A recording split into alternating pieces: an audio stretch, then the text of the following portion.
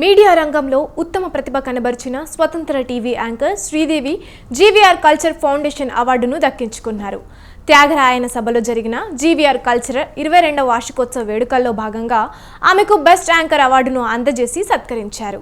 ఈ కార్యక్రమానికి ముఖ్య అతిథులుగా కెవి రమణాచార్యులు, రాజశేఖర్ రెడ్డి, ఆర్ శ్యామ్ సుందర్, క్రాంతి కృష్ణ, వీరబాబు, వసంతరాయలు తదితరులు హాజరయ్యారు. ఈ సందర్భంగా సాంస్కృతిక కార్యక్రమాలు ఆహుతులను అరలించాయి.